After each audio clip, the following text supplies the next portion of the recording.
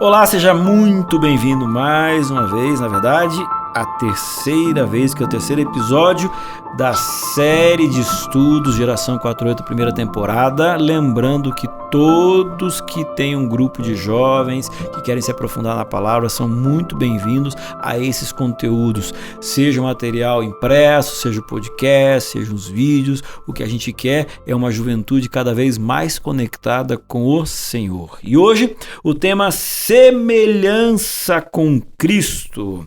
Mais uma vez, muito prazer, meu nome é Omar, eu sou pastor e estou acompanhado de dois pastores aqui também, que gostam muito da área jovem, pastor Otacílio. Olá, pastor Otacílio. Olá, Omar. Muito bom, pastor Thiago Santos. E aí, vamos lá. Tá tudo certo, animado? Tudo na paz. É? Vamos nessa. Vamos pra cima, ensinar? Bora, vamos lá. Bíblia na mão? Isso aí, coração aberto. Coração aberto. E vamos pra cima. E vamos conversar. Semelhança com Cristo, vamos orar e vamos começar. Obrigado, Senhor, porque estamos aqui conectados. Que os nossos amigos que começaram a ouvir possam ir até o final ouvindo, achando interessante, prático e que seja relevante na vida espiritual deles. Nos dê a tua bênção, em nome de Jesus. Amém. Amém. Tiago, você por acaso conhece alguém assim que você olhou e falou: caramba, veja só que interessante. São casados há 50 anos e parece que até são irmãozinhos. Já percebeu que, às vezes, gente que fica casado há muito tempo fica tão semelhante no jeito de falar, jeito de agir? As mesmas expressões, né? Às vezes são pessoas que vêm de lugares diferentes do Brasil e um acaba absorvendo a forma de falar do outro, né? Principalmente aqueles velhinhos, é interessante isso, né? Outro fenômeno nesse aspecto também é, às vezes, o filho adotivo, né? Ele é tão parecido com o pai que você olha e se alguém não falar pra você, você vai falar assim, não, ele é tão parecido, não é só da barriga, é impossível. E aquele fora que você dá, né? Puxa, parabéns, fulano parece com você, né? O camarada engole em seco, assim, né? Olho seu, a boca do pai. Depois fala assim, ele é adotado. Acontece, né? Acontece, mas a convivência parece que molda, né? Molda. Até o físico. A convivência torna as pessoas muito semelhantes umas com as outras. E não é mais ou menos isso que a gente quer também quando a gente olha para a vida cristã? É isso, e é uma necessidade disso, porque quando você para pensar, Gênesis 1:26, mostrando a origem, o nosso propósito, Deus diz ali, né, façamos o homem a nossa imagem e semelhança. Quando a gente entende pela narrativa bíblica, pela narrativa do grande conflito, que essa imagem e semelhança ela foi deturpada, foi distorcida pela realidade do pecado, é uma necessidade que nós temos de exercer uma caminhada, uma vida de intimidade com Deus na busca disso, de poder restaurar essa imagem e semelhança que foi muito danificada. Agora, depois do pecado, essa semelhança, ela diminuiu, né? Diminuiu, exato. Eu diria assim, diminuiu, não desapareceu. Eu lembro uma ocasião que bateram no meu carro e eu levei o carro lá ali no Portão, no bairro do Portão, numa oficina, e passando eu reconheci um Fiat Siena, meu carro era um Siena, e quando eu olhei para aquele carro, olhei para a moça, a secretária daquela oficina que estava me acompanhando, dizendo, isso aí era um Siena, né? Ela falou, não. Eu falei, claro que era, eu tenho um. Ela falou, não era um Siena, é um Siena, só que está bastante danificado.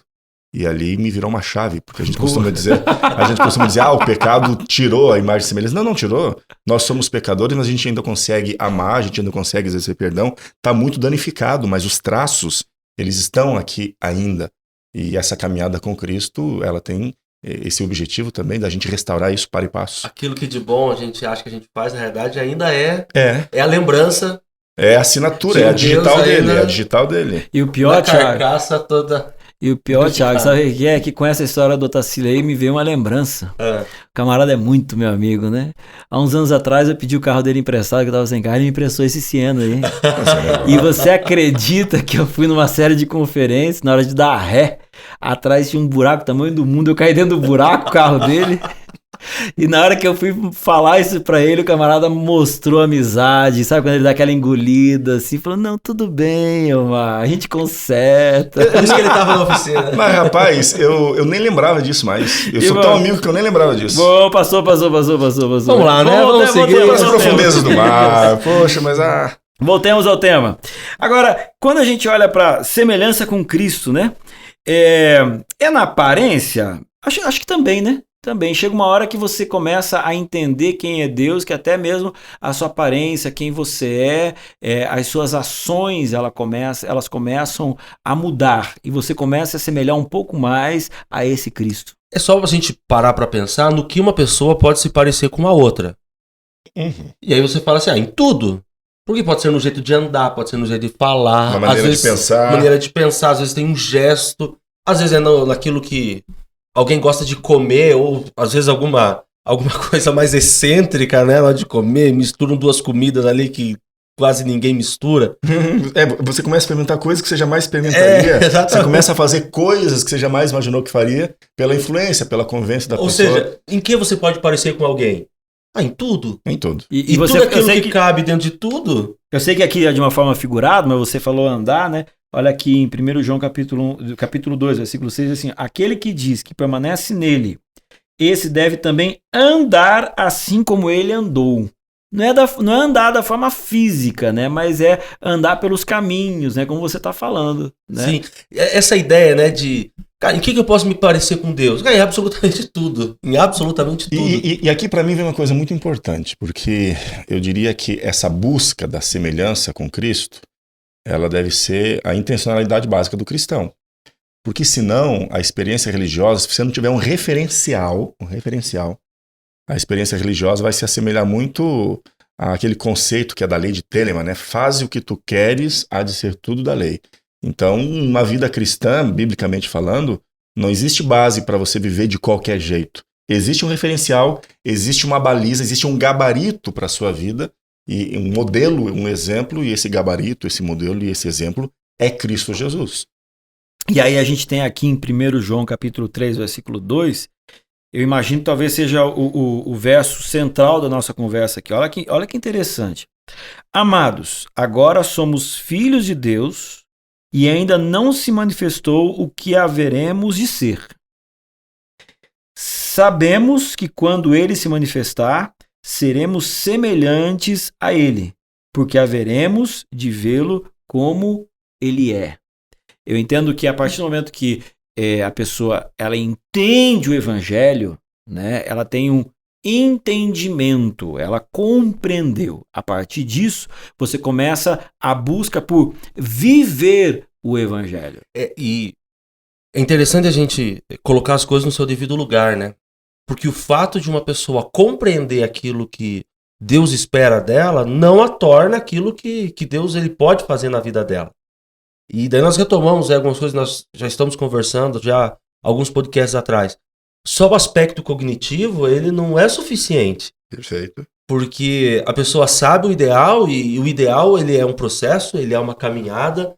Talvez, sob perspectiva cristã, talvez não seja nem um ponto de chegada, né? Mas é tipo horizonte, né? Tipo você ir atrás do pote de ouro no final do arco-íris, né? Sempre perseguindo. Mas o conhecimento cognitivo, ele faz parte, ele é importante, mas ele é tipo um mapa, né, cara?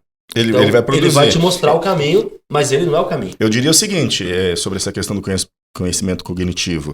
Se você pudesse atestar uma limitação ao cristianismo, é que o cristianismo não funciona na teoria, apenas.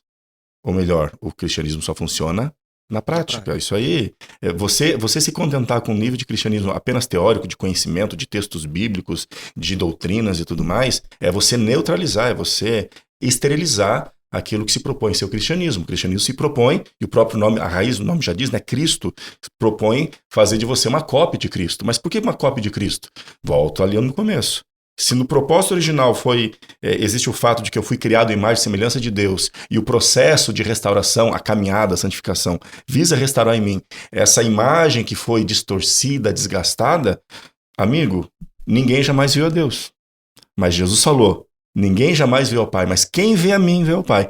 Eu diria que Cristo é a tradução em linguagem humana para a realidade de quem é Deus, porque ele se tornou carne, ele viveu entre nós. Então, eu gosto de entender que a busca de se tornar semelhante a Cristo é a resposta para isso. Cristo é a prática, a prática de vida dele.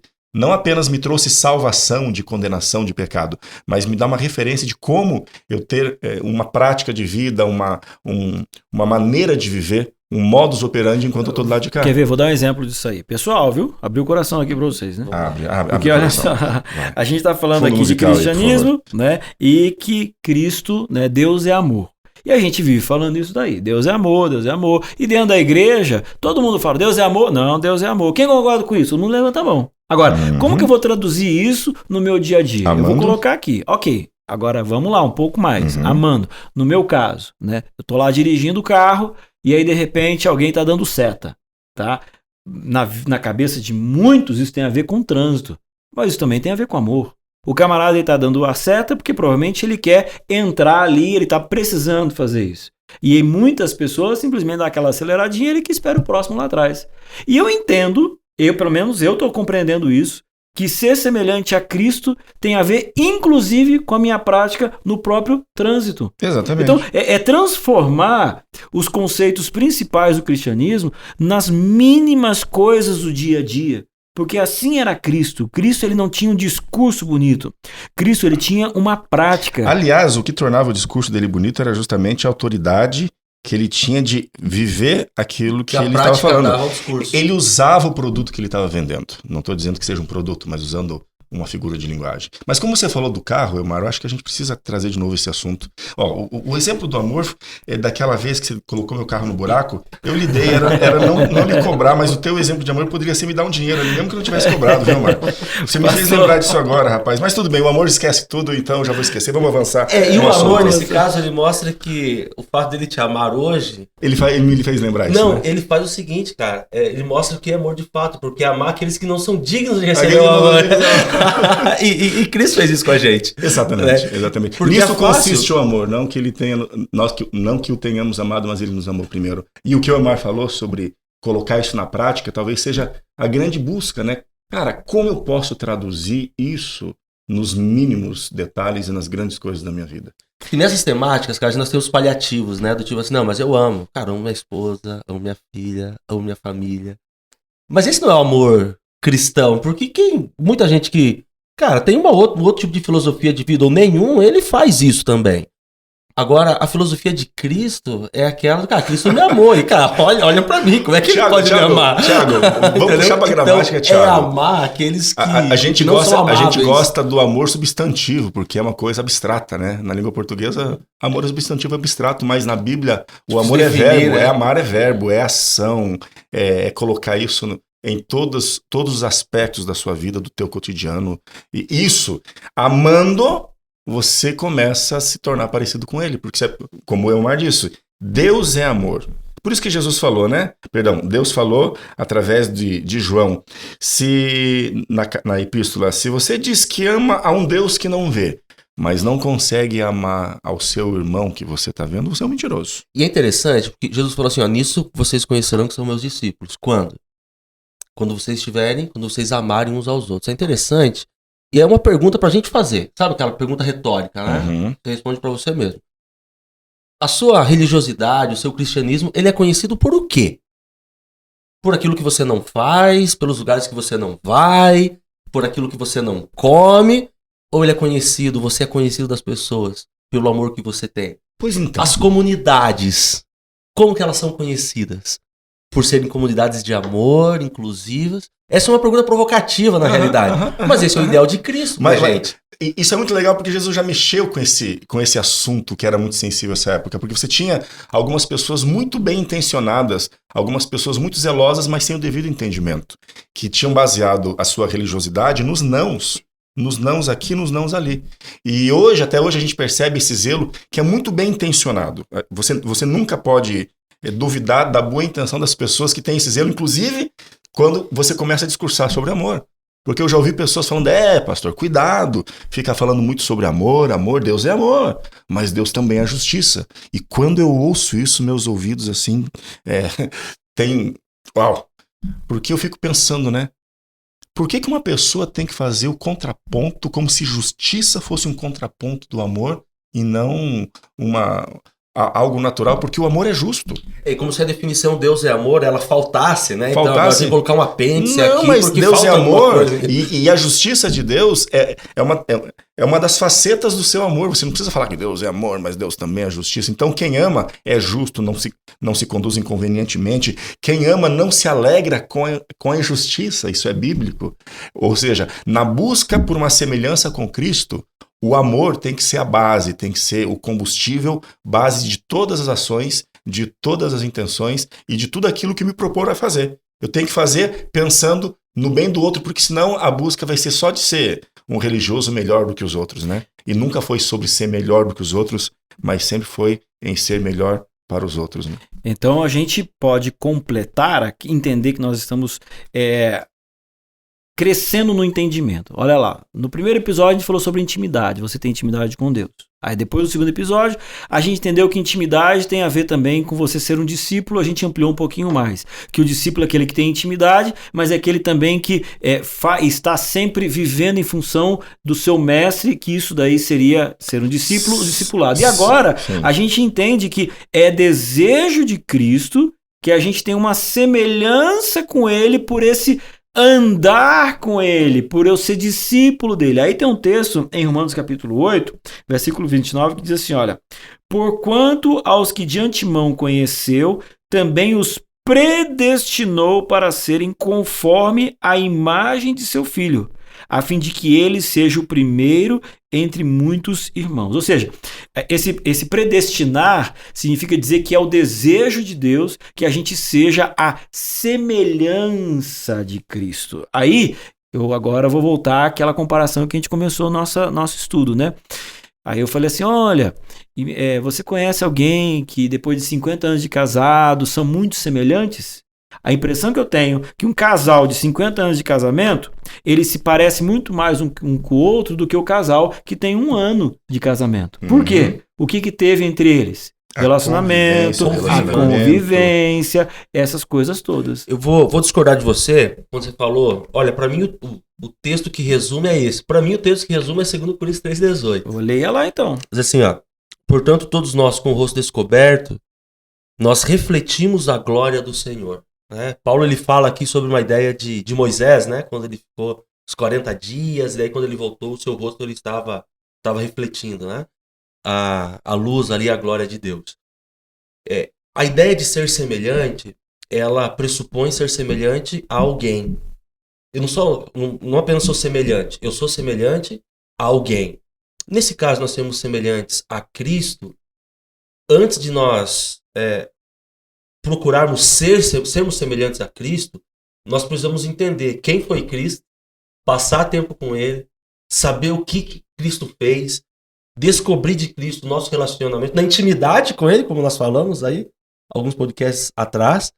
E aí, cara, agora eu tenho referencial, agora eu sei o que é. Só que assim como a minha semelhança com Cristo ela não tem um ponto final, em termos de processo, de ação, daquilo que eu faço, o meu conhecimento dele também não tem. Logo, para eu ser parecido com Cristo para as pessoas, antes eu tenho que contemplar, assim como Moisés. E Paulo utiliza essa linguagem, essa ideia, essa metáfora aqui em 2 Coríntios capítulo 3. Primeiro ele contemplou, depois ele refletiu. Com a gente é a mesma coisa, cara. Primeiro a gente contempla Deus. Primeiro a gente passa tempo ao lado dele. E aí quando nós temos contato com as pessoas, vai acontecer o que aconteceu com Moisés. O rosto vai brilhar, nós vamos ser capazes de fazer algo que é impossível para nós, que é amarmos as pessoas, porque a gente não consegue fazer isso. Mas é Deus através de nós. Mas antes começou com a contemplação e depois refletindo. É que às vezes a gente está repetindo o mesmo conceito tantas vezes e pode parecer que, puxa, mas eles ficam nessa, mas é que no meu caso eu acho muito importante mais uma vez bater. Às vezes a gente tem um conhecimento que é um conhecimento técnico, um conhecimento teórico, né? E a gente está tentando expandir isso. Que semelhança com Cristo é vida, é ação, é a prática, não é? Não é simplesmente saber o que Cristo pensava, mas é viver como Cristo viveu. E isso tem a ver com mudança de comportamento com o pai, tem a ver com mudança de comportamento com um amigo, tem a ver com mudança de comportamento eu comigo mesmo aqui, a forma como eu me aceito, ou seja, é uma coisa prática, é do dia a dia. É o jeito que eu trato, por exemplo, meu empregado, a minha empregada, porque quando eu olho no Evangelho, Jesus está colocando, todos são iguais. Tem gente que, porque tem uma posição maior e melhor financeiramente, trata os outros como se fosse um Zé qualquer. Você tá entendendo? E até mesmo dentro da igreja, né? Porque tem igreja que eu chego, brother, que o camarada fala assim pra mim, pastor, ó, aquele ali não se dá com aquele outro ali. Ó, essa família tá brigada com aquela outra família. Calma aí. Nós estamos dentro de uma igreja. O que estamos fazendo ali? Vivendo É uma audácia Cristo. chamar de igreja. Você tá entendendo? Cara, aí eu vou falar de semelhança de Cristo. Agora, não significa que no meio de Cristo lá, de vez em quando, o Cristo puxava a orelha de um, conversava com o outro, não tem nada a ver uma coisa com a outra. Agora, falou, acabou. Não tem esse negócio de ficar um brigado com o outro, eu não falo com você. Não existe E uma das isso. coisas que assim, ó, eu fico realmente desorientado é quando eu ouço alguém que se propõe ser cristão, contra-argumentar, porque às vezes você, num momento de diálogo, você fala, poxa, mas olha o exemplo de Cristo, Cristo fez assim, Cristo agiu dessa forma. Aí a pessoa fala, mas Cristo era Cristo, Jesus era Jesus, eu sou eu. Pronto, o que você está querendo dizer com isso? Então, no podcast passado, quando a gente falou sobre o discipulado, a gente não pode esquecer, né, que a gente falava que o discípulo, ele é um aprendiz, ele se dispõe ao aprendizado. No cristianismo, nessa busca para ser a imagem a imagem semelhante a Cristo Jesus, eu tenho que estar com o coração aberto para as mudanças que essa busca pela semelhança vão requerer de mim. E é o seguinte, Tarsila, é bom lembrar do detalhe, que ao mesmo tempo que a gente está chamando a atenção de alguns que têm um conhecimento prático, mas, teórico e não na prática, existe um outro lado aí de um povo que diz que vai ser 100% igual a Jesus. Então, quer dizer, a gente precisa aqui colocar o contraponto, de que enquanto nós, e é o desejo do Senhor Jesus, que a gente busque ser a semelhança dele, a perfeição como Cristo, rapaz, enquanto a gente está nessa terra, não vai dar, não. É que entre semelhança e igualdade, cara, existe Exatamente. Mas tem ou não tem? Tem ou não tem? Não, sim, mas existem pessoas que confundem, porque na etimologia a palavra semelhança não diz respeito a ser um igual. Ok? Eu faço coleção de carrinhos, então você tem as escalas 1 por 18, 1 por 24, 1 por 43. Você tem, cara, uma miniatura de determinado modelo de carrinho, não é o carro. Ele é semelhante a... Ele replica aquele modelo numa outra escala. E essa busca pela semelhança a Cristo Jesus está longe dessa visão de igualdade. Isso é muito perigoso. É isso aí, João capítulo 17, versículo 3, assim, e a vida eterna é esta, que te conheçam a ti, o único Deus verdadeiro, e a Jesus Cristo a quem enviaste. Esse conhecimento, de um conhecimento de cada dia, é o conhecimento de uma busca, de uma vida, hoje mais do que ontem, amanhã mais ainda do que hoje, a semelhança, hoje eu estou aí sintonizado com o Senhor Jesus Cristo, amanhã não estou legal, eu caio, mas outro dia eu recomeço minha busca de novo. O importante, você que está me ouvindo, é você compreender que o cristianismo é uma, se eu posso dizer assim, né, é uma religião de transformação. Deus entra na minha vida e a partir disso ele começa a fazer uma obra na minha vida. E a obra dele é me fazer mais semelhante a ele. E de forma intencional, eu também tenho que permitir com que ele faça essa obra, que ele continue trabalhando, que ele tire as coisas de ruins, que ele vá tirando toda a minha tendência do mal, até que eu fique cada vez mais semelhante a ele. Serei igual a Jesus? Nunca nessa terra. E na eternidade, estaremos a eternidade buscando a semelhança do caráter perfeito de Jesus Cristo. É isso aí, meu povo. Estamos finalizando então agora o terceiro estudo, semelhança com Cristo.